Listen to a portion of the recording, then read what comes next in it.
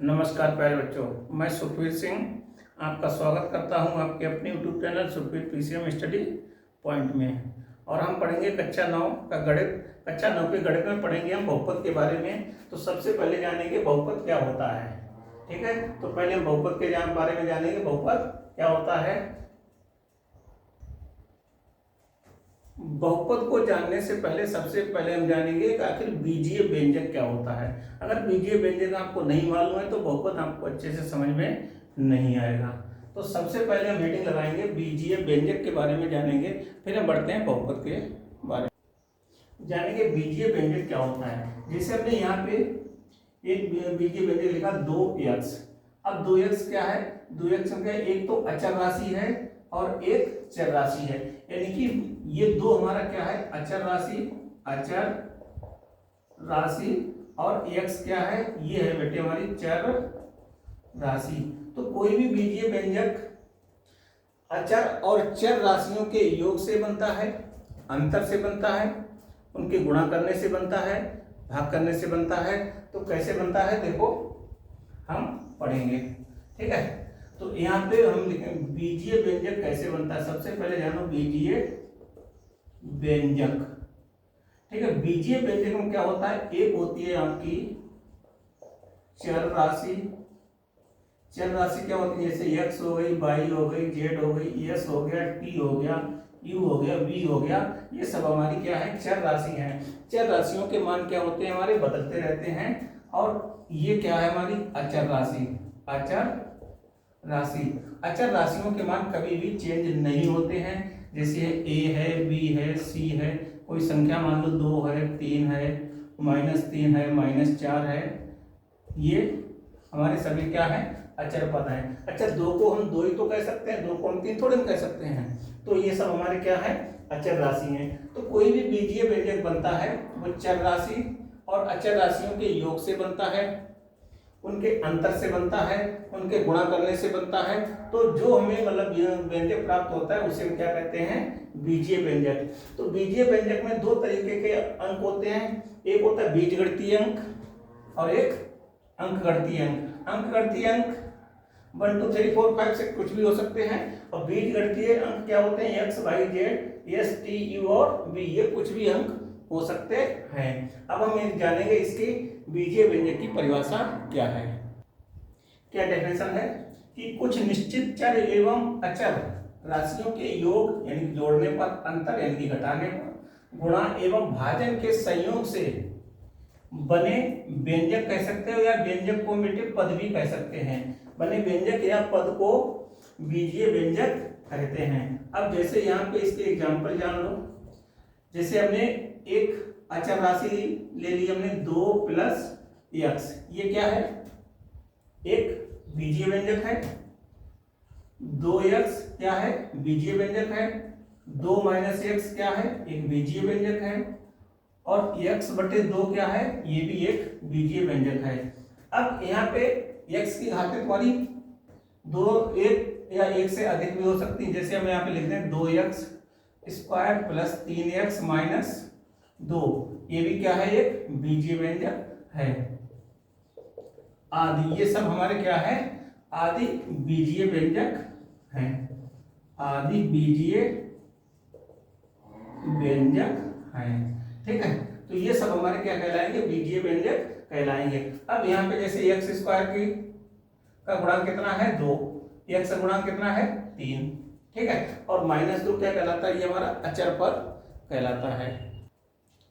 अब हम जानेंगे बहुपद के बारे में। बहुपद का मतलब क्या, बहुपद 2 शब्दों से मिलकर बहु माने क्या हो गया, अनेक। क्या हो गया, अनेक। और पद मीन्स क्या हो गया, पद मीन्स क्या हो गया, पद कह सकते हो या व्यंजक कह सकते हो, पद। तो क्या इसको जोड़ कह सकते हैं कि जिसमें अनेक पद हो उसे हम क्या कहते हैं, बहुपद कहते हैं। तो हम क्या कह सकते हैं कि जिसमें अनेक पद हो उसे क्या कहेंगे, बहुपद कहते हैं। जिसमें क्या हो, अनेक पद हो, यानी कि चर और अचर राशियों के संयोग से जो मतलब कहना चाहिए पद बनेंगे वो क्या हो, अनेक हो, उन्हें हम क्या कहते हैं, बहुपद कहते हैं। अब यहाँ पे जानेंगे बहुपद की परिभाषा क्या होती है। तो यहाँ पे बहुपद क्या होता है, बहुपद क्या होता है, बहुपद एक चर और अचर राशियों के पदों का क्या है, पदों की ये क्या है, श्रृंखला है। तो क्या है, ये है चर एवं अचर राशियों के पदों की एक क्या है, श्रृंखला है। क्या है, श्रृंखला है। कैसे श्रृंखला है, ठीक है, श्रृंखला है। इस श्रृंखला में चर राशि की घात हमेशा कैसी होती है, धनात्मक, या इसको कहते हैं ऋणोत्तर पूर्णांक, ऋणोत्तर पूर्णांक, जिसको कहते हैं नॉन निगेटिव इंटीजर, धनात्मक या ऋणोत्तर पूर्णांक होती है। ऋणोत्तर पूर्णांक को कहते हैं नॉन निगेटिव इंटीजर, ठीक है, यानी कि जो x हो या y हो या z हो, उसकी घात हमारी क्या होनी चाहिए, ऋणात्मक नहीं होनी चाहिए। तो वो क्या कहलाएगा, बहुपद कहलाता है। यहां पे लिख दो, बहुपद कहलाता है, उसे हम क्या कहते हैं, बहुपद। यहां पे लिखेंगे बहुपद को प्रायः px से प्रदर्शित करते हैं। अगर चर राशि x के रूप में कोई बहुपद दे रखा है तो px से, अगर y के रूप में दे रखा है तो py, अगर z के रूप में दे रखा है तो pz, लेकिन जनरली यहाँ पे px से ही इसको रिप्रेजेंट करते हैं।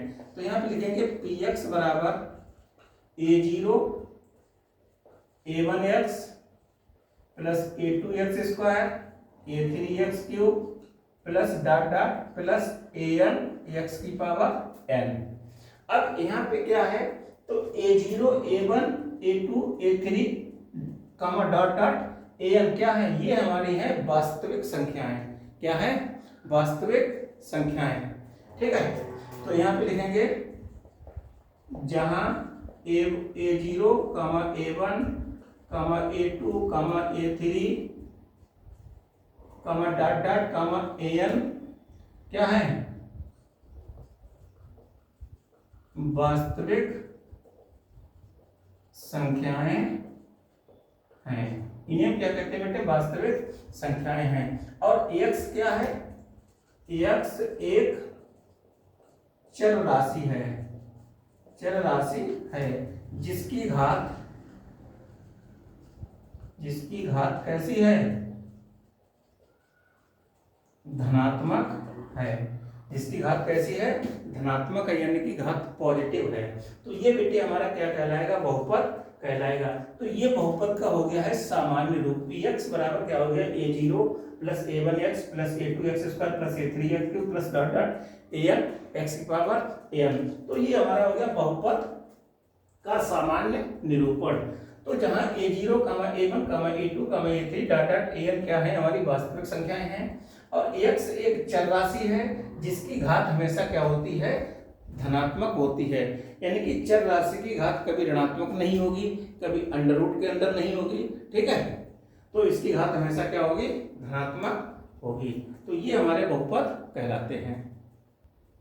अब यहाँ पे जैसे हम बहुपद के कुछ पर्टिकुलर एग्जाम्पल लिख लें, जैसे बहुपद क्या है, बहुपद हम क्या लिख सकते हैं पर्टिकुलर एग्जाम्पल में, जैसे 2x square plus 3x minus 2 कामा y square plus 2y plus 3 कामा 2y प्लस 5 कामा